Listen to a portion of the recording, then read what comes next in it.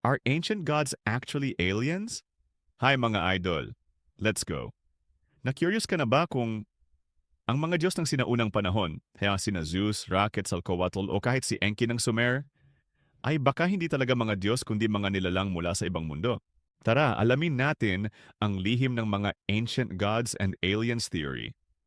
Ayon sa ancient astronaut theory, ang mga Diyos na bumisita sa mundo ay posibleng mga advanced beings mula sa ibang planeta. Noong sinaunang panahon, walang konsepto ng spaceship o alien.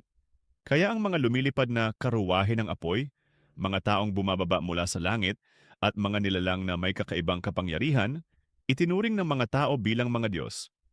Halimbawa, sa Egypt, si Ra raw ay bumababa mula sa langit sakay ng solar boat. Sa India, ang mga Diyos ng Bimana ay lumilipad sa celestial chariots. Sa Sumeria, sina Anunnaki raw ay bumaba mula sa kalangitan upang likhain ang tao. Coincidence lang ba lahat yon?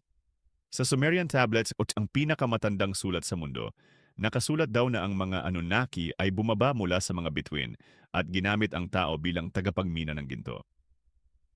Kung titignan mo, parang kwento ng genetic engineering at extraterrestrial science. At kung iisipin, ang mga Diyos sa iba't ibang kultura ay pare-pareho. Bumababa mula sa langit, may advanced na teknolohiya at may misyon. Kaya ang tanong, baka naman lahat ng relihiyon at myth ay iisang kwento lang. Ang pagbisita ng mga nilalang mula sa kalawakan noong unang panahon. Pero sabi ng mga skeptics, ang mga ancient texts daw ay symbolic lang, hindi literal.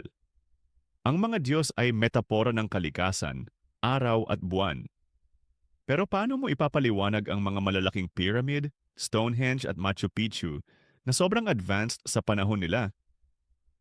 May mga kwento rin ng luminous beings na nagturo raw ng agrikultura, astronomy at wika sa mga tao. Mga Diyos ba sila? O mga cosmic visitors na ginawang banal ng mga sinaunang tao? Ikaw, idol?